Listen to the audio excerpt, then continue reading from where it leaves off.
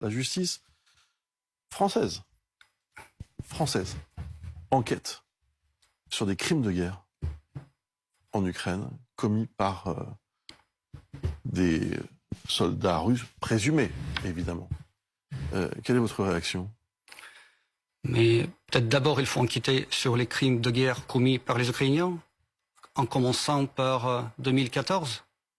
Mais là, il y en a des centaines, peut-être des milliers. Vous savez, depuis une 2014, enquête a été ouverte là-dessus, hein, jusqu'en 2014 aussi. Jusqu'en 2014 aussi. On Donc remonte là, jusqu'en voilà, 2014 et des. Il faut bien des deux enquêter camps. sur les crimes de guerre commis par le régime de Kiev d'abord, parce qu'il y en a vraiment beaucoup et il y a de quoi s'occuper. Et alors, Quand on enquête sur les crimes de guerre des troupes russes, c'est ouais. quelque chose, ça se base sur quoi? Sur quel type de preuves, sur quel type de témoignages? Il y a des investigations en cours. Il y a des enquêtes en cours. Très bien. C'est très intéressant de savoir ce que vont montrer ces investigations et ces enquêtes. Pour vous n'avez aucun doute?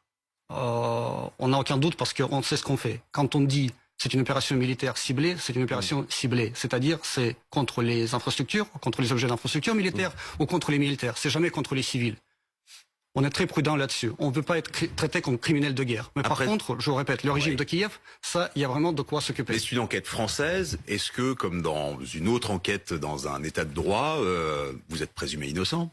Est-ce que vous avez l'intention, vous l'État russe, d'apporter des preuves à des charges ou de participer Il y en a vraiment à beaucoup. l'enquête? Il y en a vraiment beaucoup. Il y a vraiment beaucoup de preuves. Et nous, de notre côté, nous avons créé une sorte de tribunal avec plusieurs participants des associations, des États étrangers aussi. Quels États étrangers? Je ne peux pas vous donner exactement les. Il y en a une dizaine qui participent et c'est un tribunal qui justement récolte les témoignages et les preuves des crimes de guerre des Ukrainiens. Et il y a déjà vraiment des montagnes de dossiers qui s'accumulent.